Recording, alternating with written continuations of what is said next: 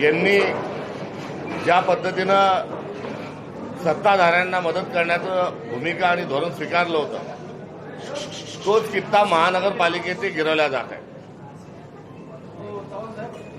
निवडणूक आयोगाने नगरपालिकेच्या निवडणुका जाहीर करताना सांगितलं ती नगरपालिका नगरपंचायतच्या 288 निवडणुका या संपन्न होत असताना सदर निवडणुका जाहीर झाल्या आणि नगरपालिकेच्या निवडणुकीत निवडणूक आयोग, जिल्हा प्रशासन यांनी ज्या पद्धतीनं सत्ताधाऱ्यांना मदत करण्याचं भूमिका आणि धोरण स्वीकारलं होतं तोच किस्सा महानगरपालिकेचे गिरवल्या जात आहे। निवडणूक आयोगाने नगरपालिकेच्या निवडणुका जाहीर करताना सांगितलं की वोट चोरीचा मुद्दा हा काँग्रेसने ऐरणीवर आणला आणि वोट चोरीच्या मुद्द्याच्या अनुषंगानं मतदारांची संख्या वाढवणे, मतदार दोनदा तीनदा नाव टाकणे, ग्रामीण भागातलं नाव असताना शहरात टाकणे आदी इत्यादी ज्या धांदली आहेत त्या सर्व लक्षात आणून देत असताना निवडणूक आयोगाने सांगितले की मतदार यादीवर 2 स्टार आम्ही लावू आणि ते 2 स्टार लावल्यावर मतदानाला दुबार आणि तिबार नाव असणाऱ्यांना आम्ही विचारू की तुमचं नाव कुठे ठेवायचं आहे। मात्र मतदान जेव्हा झालं तेव्हा ना अर्ज भरून घेतला ना विचारलं आणि पर्यायाने मोठ्या प्रमाणावर बोगस वोटिंग हे झाल्याचं एक चित्र आपल्या सर्वांच्या डोळ्यापुढे आहे। माध्यमांनी देखील आदल्या दिवशी पैसे कसे कुठे कुठे वाटल्या जात आहे याचं मोठ्या प्रमाणावर फुटेज जे होतं ते चालवलं। मतदानाच्या दिवशी बोगस मतदार पकडला गेला, बोगस मतदार पुढे धावतोय, पोलीस मागे धावतोय, मंगल कार्यालय बोगस मतदारांनी भरलेले आहे। अशा प्रकारचं एक चित्र या निवडणुकांना होतं आणि त्या पार्श्वभूमीवर हे निकाल आलेत। निवडणुका आहेत, संविधानावर आमचा विश्वास आहे आणि सत्य घेऊन तथ्य घेऊन आम्ही पुढे जात आहोत। राजकीय दृष्टिकोनातून कुठे आमच्यावर संख्याबळाच्या अनुषंगानं कमी आकडे दिसत असतील, मात्र आम्ही सत्तेचा खेळ नाही तर लोकशाही वाचवण्याच्या अनुषंगानं आम्ही लढत आहोत। इंग्रज हे जुलमी होते, इंग्रजांजवळ हुकुमशाही होती, दंडेलशाही होती, तरी देखील काँग्रेसनी, स्वातंत्र्य संग्राम सेनानींनी संघर्ष उभा केला, ते लढत राहिले। भारत छोडो चले जाओ आंदोलन जेव्हा सुरू होतं तेव्हा काँग्रेसच्या सर्वच नेत्यांना अटक झाली आणि अहिल्यानगरच्याच जेलमध्ये त्यांना ठेवलं। आज अशाच पद्धतीनं कुठेतरी पाळत ठेवण्याचं काम विरोधकांनी प्रचार करू नये त्या अनुषंगानं सर्व महाराष्ट्रातले देशातले हेलिकॉप्टर ब्लॉक करून ठेवण्याचं काम, ज्या ठिकाणी आम्हाला सभा घ्यायच्या आहेत त्या ठिकाणी सभा ते ग्राउंड ब्लॉक करून ठेवण्याचं काम हे करत आहेत। त्यामुळे लोकशाही वाचवण्याच्या अनुषंगानं या निवडणुकीकडे आपण सर्वांनी बघितलं पाहिजे। ही नागरिकांना आमचं एक विनम्र स्वरूपाचं एक आव्हान आहे आणि या आव्हानाच्या अनुषंगानं संविधान वाचवणे, लोकशाही टिकवणे ही अर्थस्वरूपाची हाक आम्ही त्यांना नागरिकांना देत आहोत। वास्तविक पाहता नगरपालिका, नगरपंचायत, महानगरपालिकेच्या ज्या निवडणुका आहेत त्या निवडणुकीत कोणते मुद्दे असले पाहिजे? पाणी, रस्ते, ट्रॅफिक, पथदिवे, कचरा डेपो, शहरातील सुरक्षा, शहरातलं सौंदर्य, बगीचे, शासकीय शाळा, हे सर्व मुद्दे हे महानगरपालिकेच्या अनुषंगानं असले पाहिजे। मात्र या सर्व मुद्द्यांवर सरकारला पळ काढायचा आहे। विकासाच्या नावावर शंख त्यांनी फुंकलाय, काही विकास कामं झालेली नाही म्हणून या निवडणुकीमध्ये मुद्दे कोणते आणले तर मराठी पाहिजे का उर्दू पाहिजे, महाराष्ट्रीयन पाहिजे का उत्तर प्रदेशचा पाहिजे, हा पाहिजे का तो पाहिजे. त्यामुळे जे मूळ मुद्दे आहेत त्याऐवजी देवेंद्र फडणवीसांनी मुद्दे जे आहेत स्थानिक मुद्दे गायब केलेले आहेत, विकासाचे मुद्दे गायब केलेले आहेत. खान पाहिजे का बांध पाहिजे सारखे जे मुद्दे आहेत ते त्यांचे मित्रपक्ष पुढे करतात आहेत. तर सत्ताधारी आपसात भांडून एक मुरा कुस्ती खेळतात आहे. अजित पवार साहेब भाजपवर टीका करता, भाजप त्यांच्यावर टीका करते. एकनाथ शिंदे साहेब भाजपवर टीका करता, भाजप त्यांच्यावर करते. अरे तुम्ही मुरा कुस्ती का खेळता? तुम्ही सरकारमधून बाहेर पडा आणि मग आरोप करा, किंवा भाजपने त्यांना सरकारमधून बाहेर काढलं पाहिजे आणि मग आरोप केले पाहिजे. मात्र एक मुरा कुस्ती, एक फिक्सिंग ही सुरू आहे. अनपोत झालेले जे नगरसेवक आहेत हे दमदाटी करून झालेले आहेत.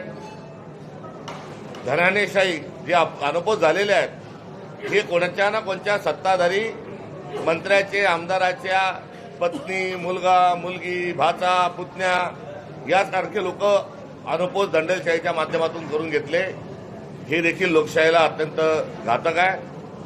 आपल्या अहिल्यानगरला आम्ही नागरिकांना ही विनंती करतो की महाराष्ट्राचं सार्वजनिक जीवन आणि समाजभान जे आहे ते विचलित करण्याच्या अनुषंगानं अलीकडच्या काळात या शहराचा ओजस्वी इतिहास, सभ्य सुसंस्कृत सामाजिक वारसा हा बाजूला ठेवून इथले बेताल वक्तव्यासाठी जे अहिल्यानगर बदनाम होत आहे याबद्दलही तीव्र शब्दात निषेध व्यक्त करावा असा वाटतो, दुःख व्यक्त करावं असं वाटतं.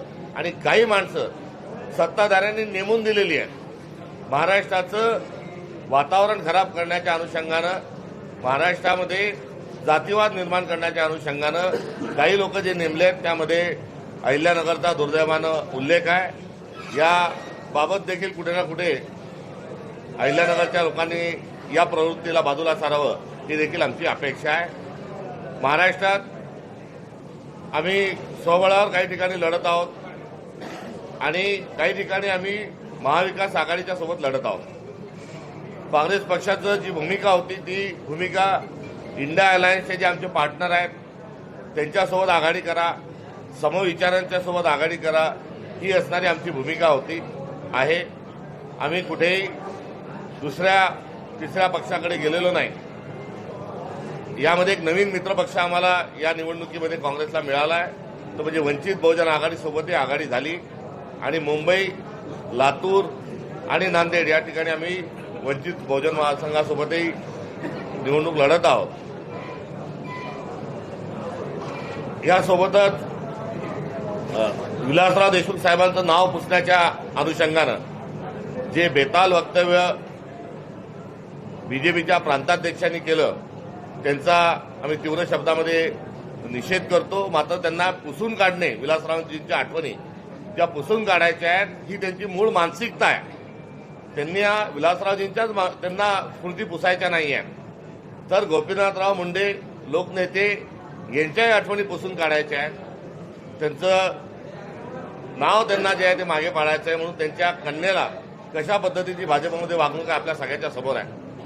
ज्या माणसांनी भाजप उभी केली ते प्रमोद महाजन यांचंही नाव पुसून काढायचं आहे. त्यांच्या मुलीचं खासदारकीचं तिकीट काढणं हा त्यातलाच एक प्रकार आहे. एवढंच नाही तर हिंदू हृदय सम्राट बाळासाहेब ठाकरे यांचंही नाव त्यांना पुसून काढायचं आहे, स्मृती त्यांना पुसून काढायची आहे. म्हणून एका शिवसेनेच्या दोन शिवसेना करणं, मातोश्री असेल आणि उद्धवजी असतील यांच्या संदर्भात त्यांची भूमिका ही बाळासाहेबांचं नाव पुसून टाकण्याचीच आहे. देशाचे नेते, महाराष्ट्राचं भूषण असणारे माननीय शरद पवार साहेब यांचं जे कर्तृत्व आहे तेही त्यांना पुसून काढायचं आहे. म्हणून राष्ट्रवादीच्या अनुषंगाने दोन पक्ष केले असं देखील या ठिकाणी म्हटलं तर चुकीचं ठरणार नाही. आणि हे महाराष्ट्रातच आपण काय घेऊन बसतो, भारतीय जनता पक्षाला आता सर्वांचेच नाव पुसून काढायचे आहेत. म्हणून एक सभ्य सुसंस्कृत व्यक्ती म्हणून भारतीय जनता पक्षाचे माजी पंतप्रधान अटल बिहारी वाजपेयींची ओळख आहे. अटल बिहारी वाजपेयींच्या नावावर कोणतीही योजना नाही. त्यांच्या स्मृती दिनाच्या दिवशी जयंती पुण्यतिथीला कोणती जाहिरात हे सरकार देत नाही. पर्यायाने अटल बिहारी वाजपेयींचे नाव यांना पुसून काढायचं आहे.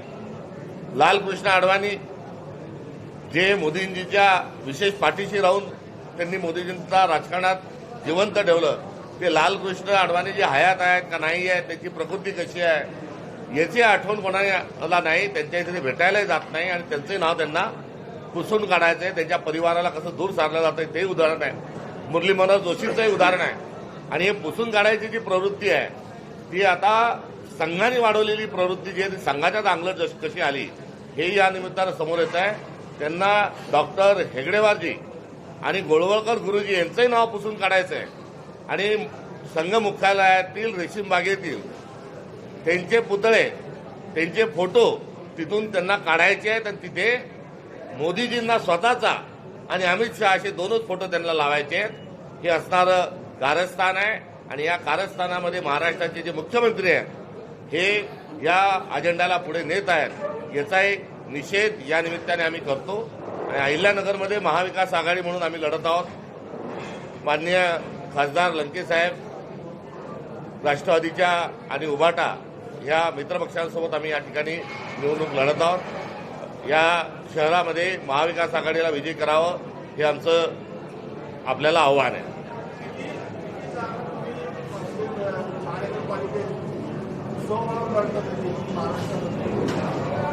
महाराष्ट्रामध्ये आम्ही नागपूरला, मुंबईला, पण तिथेही छोटे छोटे अलायन्स पार्टनर आमचे आहेत. जालन्याला, लातूरला, परभणीला अशा पद्धतीने आहेत. म्हटलं मेजरली जी आमची भूमिका आहे ती स्थानिक नेतृत्व आणि स्थानिक जिल्हा संघटन यांच्यावर आम्ही आघाडीच्या संदर्भामध्ये आम्ही अधिकार दिले होते. आणि त्या अनुषंगानं त्या त्या ठिकाणचं नेतृत्व आमचं स्थानिक जी भूमिका आहे, उभय पक्षांची भूमिका, संवाद, त्या अनुषंगानं आम्ही निवडणुकींना सामोरं जातो.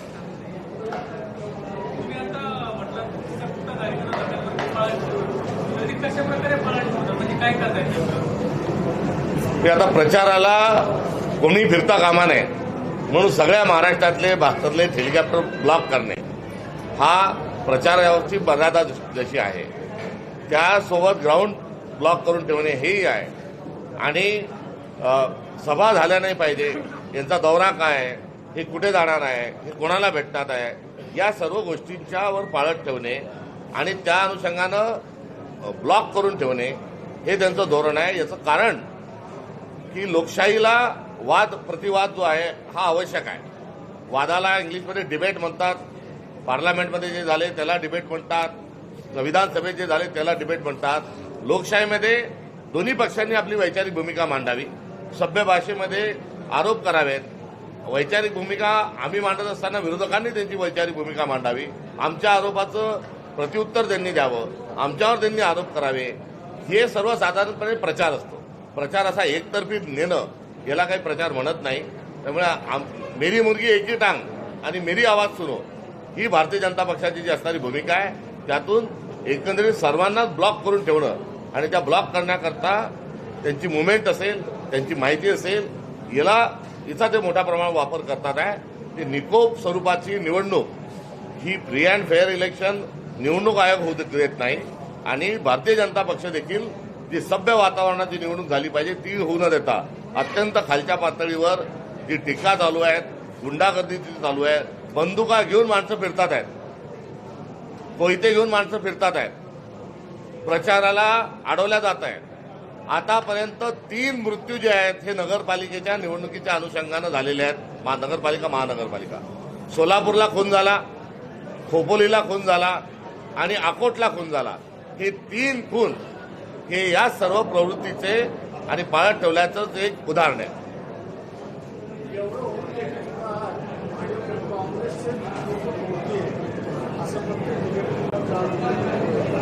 भाजप हा खोकला पक्ष आहे, जगातला सगळ्यात मोठा पक्ष आहे असा आव्हान तो. त्यांच्याजवळ नेते नाही, त्यांच्याजवळ कार्यकर्ते नाही, त्यांच्याजवळ विश्वगुरू आहे म्हणतात. देवेंद्र फडणवीस हे स्वतःचं खूप मोठं मार्केटिंग करतात. अहो, तुमच्या पक्षातले सतरंजा उचलणारे त्यांना तिकीट द्या. तुमच्या पक्षामध्ये लायक लोक नाहीत का? आणि तुम्ही आमच्या पक्षातले लोक घेता या असं तुमचा पक्ष पोकळ आहे. त्यामुळे भारतीय जनता पक्ष हा विरोधकांचे नेते खाणारी चेटकी नाही.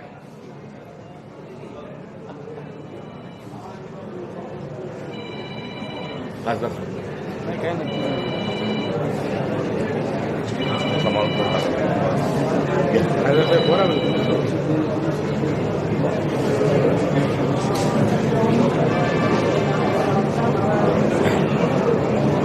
महाविकास आघाडीच्या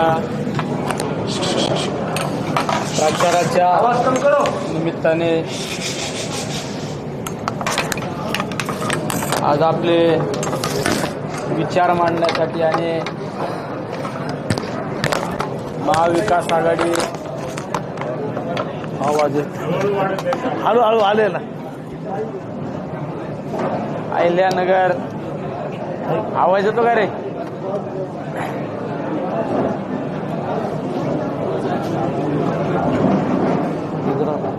माईक था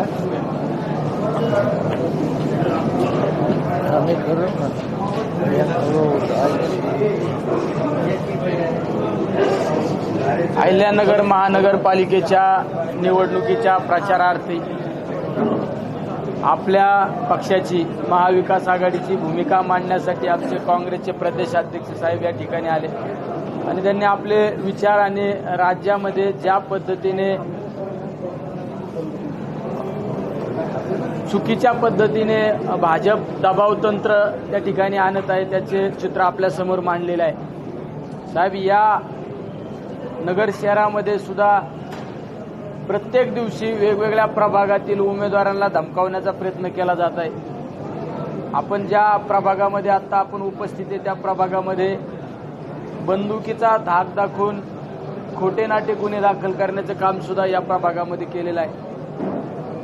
2 दिवसापूर्वी एका आमदाराच्या शासकीय बॉडीगार्डने एका उमेदवाराच्या घरासमोर जाऊन गन दाखवून त्या ठिकाणी दबावतंत्र वापरण्याचा प्रयत्न केला। आम्ही सर्वजण महाविकास आघाडीचे उमेदवार आणि नेते मंडळी एसपी साहेबांना भेटल्यानंतर त्यांना निलंबित केलं। असे प्रकार रोज या शहरामध्ये चालू आहे। खऱ्या अर्थाने आपले विचार महाविकास आघाडीचा विचार म्हणजे एक सेक्युलर विचार, शिवशाहू फुले आंबेडकरांना बरोबर घेऊन चालणारा विचार आणि त्या विचाराच्या पाठीशी नगर शहर राहील ही मला एक खात्री आणि विश्वास आहे। कारण नगर शहर एक शांतताप्रिय शहर म्हणून या शहराकडे गेले अनेक वर्ष पाहिलं जात होतं, पण मधल्या कालखंडामध्ये या शहराला एक वेगळ्या विचारधारेला घेऊन जाण्याचा प्रयत्न जाणीवपूर्वक त्या ठिकाणी केलेला आहे। पण आज या नगर शहरासाठी शहरवासियांसाठी एक सुवर्ण संधी आहे की एक परत एकदा शांतताप्रिय शहर म्हणून या शहराला जर संबोधायचं असेल तर महाविकास आघाडीच्या उमेदवाराच्या पाठीशी उभं राहणं गरजेचं आहे। आपल्या महाविकास आघाडीचे उमेदवार एक सर्वसामान्य कुटुंबातले उमेदवार आहे, धनदांडगे उमेदवार नाही, पुढे प्लॉटिंगचे व्यवसाय करणारे उमेदवार नाही, पुढे त्या ठिकाणी चुकीचे व्यवसाय करणारे नाही, एक सर्वसामान्य कुटुंबातील उमेदवार आहे। आणि ज्यावेळेस सर्वसामान्य कुटुंबातील उमेदवार समाजासमोर येतात त्यांना एक सर्वसामान्यांची जाण असती आणि सर्वसामान्यांना त्या ठिकाणी मदत करण्याचं काम करत असतात। नाहीतर धनदांडगे उमेदवार फक्त निवडणुकीला येणार, वेगवेगळे आमिष दाखवणार, वेगवेगळ्या युक्त्या वापरणार आणि निवडून आल्यानंतर परत लोकांना दारात सुद्धा उभं करत नाही। पण एका सर्वसामान्य कुटुंबातील आलेले उमेदवार निश्चित त्यांना एक सर्वसामान्यांची जाण असते, प्रत्येकाची मताची किंमत असते आणि त्या मताची किंमत कामाच्या माध्यमातून त्या ठिकाणी देण्याचं काम करत असतात। त्यामुळे माझी आपणाद्वारे या शहरवासियांना एक विनंती आहे की एकदा आम्हाला या ठिकाणी संधी द्या। या महानगरपालिकेतला भ्रष्टाचार बाहेर काढल्याशिवाय राहणार नाही। ही महानगरपालिका, या महानगरपालिकेमध्ये कुठलं ऑडिट नाही, ही महानगरपालिका मनमानी चालती। एखादा विरोधात गेला की त्याचं अतिक्रमण काढायचं, एखादा विरोधात गेला तर त्याला चुकीच्या नोटीस पाठवायच्या। त्यामुळे हे जर सगळं व्यवस्थित करायचं असेल तर महाविकास आघाडीच्या पाठीशी उभा राहणं गरजेचं आहे। फेज 2 सारखी पाण्याची योजना असू, वेगवेगळ्या योजना असू, या गेले 10, 20 वर्ष या योजना प्रलंबित आहे। त्या सर्व योजना आपल्याला जर राबवायच्या असतील तर निश्चित महाविकास आघाडीचे उभं राहणं गरजेचं आहे। काल परवा मुख्यमंत्री या ठिकाणी येऊन गेले, मुख्यमंत्र्यांनी नगर शहराच्या या भ्रष्टाचारावर बोलणं आवश्यक होतं। महानगरपालिकेच्या तो वेगळ्या ठिकाणी विषय भरकवण्याचा प्रयत्न केलेला आहे। यांना फक्त सत्ता पाहिजे, सत्ता यांना डोके मोजायचे आहे। यांना सर्वसामान्य लोकांच्या हिताची जाण नाही, त्यांना सर्वसामान्य लोकांच्या कुठल्या अडचणी त्या ठिकाणी पाहायच्या नाही, सोडवायच्या नाही। फक्त जातीमध्ये तेढ निर्माण करायचं आणि आपली राजकीय पोळी भाजण्याचं काम या ठिकाणी केलं जात आहे। त्यामुळे माझी आपणा सर्वांना आपल्या माध्यमातून विनंती, या नगरवासियांना, अहिल्यानगरमधल्या महानगरपालिकेतल्या माझ्या सर्व मतदार बंधू भगिनींना की येणाऱ्या निवडणुकीमध्ये तुम्ही आमच्या उमेदवारांच्या पाठीशी उभा राहा. आमचे उमेदवार आहे या ठिकाणी तुतारी वाजवणारा माणूस, हाताचा पंजा, मशाल. आज मुकुंदनगरमधले सुद्धा आमचे उमेदवार या ठिकाणी मागे उभे आहेत. त्या उमेदवारांना सुद्धा वेगवेगळ्या पद्धतीने दाबण्याचा प्रयत्न केला, खोटे नाटे गुन्हे दाखल करण्याचा प्रयत्न केला. पण जनता याला 16 तारखेला 15 तारखेला उत्तर दिल्याशिवाय राहणार नाही, हेच या ठिकाणी विश्वासाने खात्री देतो.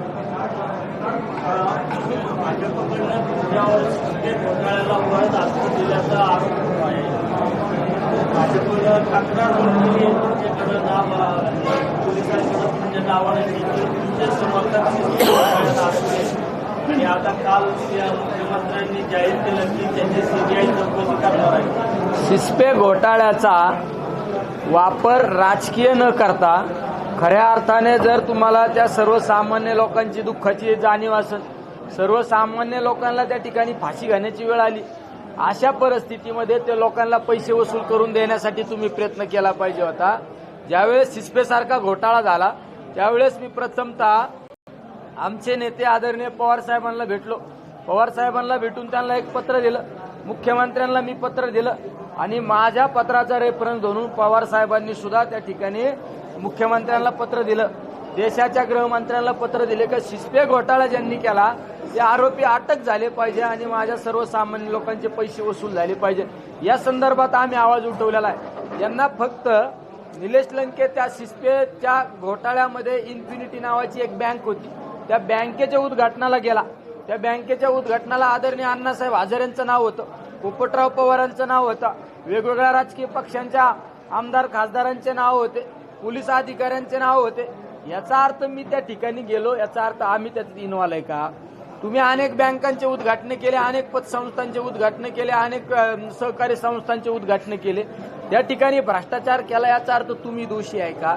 हे पाहिलं पाहिजे. फक्त राजकीय आपल्या स्वार्थासाठी त्या सर्वसामान्य लोकांना विटीस धरण्यासाठी फक्त कुणाला तरी आरोप करायचा, कुणीतरी आपले बगलबच्च्यांना पुढे घालायचं आणि आरोप करायचे. जर तुम्ही एवढं शेतकऱ्यांची जाणे, सर्वसामान्यांची जाणे, प्रवरा सहकारी साखर कारखान्यामध्ये शेतकऱ्यांच्या नावावर कर्ज काढलं, ते कर्ज माफ झाल्यानंतर तुम्ही स्वतःच्या खिशात भरलं, त्याबाबत तुमच्या गुन्हा दाखल झाला. तुमचं सरकार असल्यामुळे तुम्ही त्यातून क्लीन चिट घेतली. या नगर शहरामध्ये पटवर्धन पतसंस्था होती नंदकुमार पवार साहेबांची, ती पतसंस्था अडचणीत आल्यानंतर तुम्ही प्रवरा सहकारी बँकेला ती पतसंस्था हँडओव्हर केली.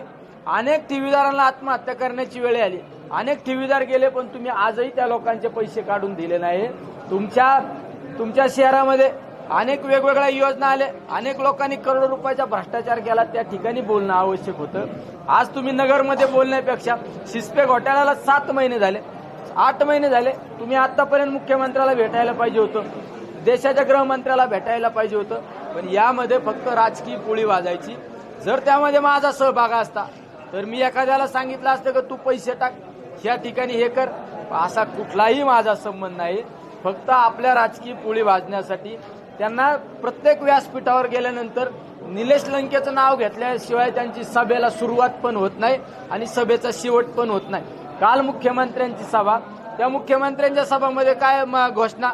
नगर शहराच्या भ्रष्टाचारावर बोलायला पाहिजे, नगर शहराच्या विकासावर बोलायला पाहिजे. तिथं काय सांगितलं? रामकृष्ण हरी आणि निलेश लंकेला घरी पाठवा. अरे निलेश लंके या विभागाचा जरी खासदार असला, पण तुम्ही ज्या प्रचाराला आले त्या ठिकाणावर बोलायला आवश्यक होतं. फक्त यांना राजकीय स्वार्थासाठी वेगवेगळ्या पद्धतीने लोकांना त्या ठिकाणी बदनाम करायचं आणि आपली स्वार्थ साधायचा. इन्फिनिटी असू किंवा सिस्पे असू, त्यामध्ये निलेश लंकेचा किंवा निलेश लंकेचा सहकार्याचा कुठलाही संबंध नाही. मी उलट ते पैसे काढून देण्यासाठी कालही प्रयत्न करतोय, आज पण प्रयत्न करतो. वेगवेगळ्या त्या ठिकाणी त्या आरोपींच्या बाबतल्या माहिती सुद्धा आम्ही पोलीस प्रशासनाला वेळोवेळी त्या ठिकाणी दिलेल्या आहेत.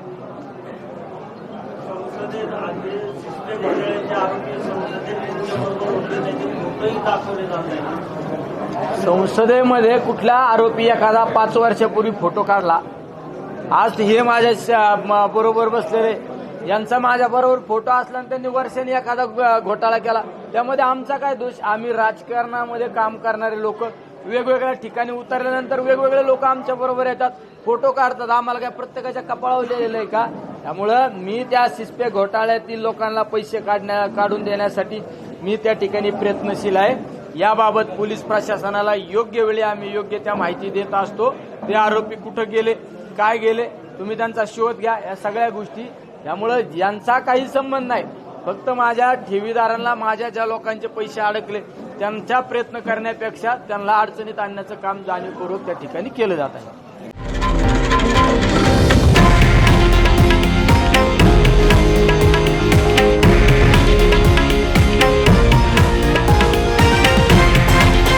हे आहे देशातील नंबर 1 न्यूज नेटवर्क आणि आपण पाहत आहात TV9 मराठी, एकमेव.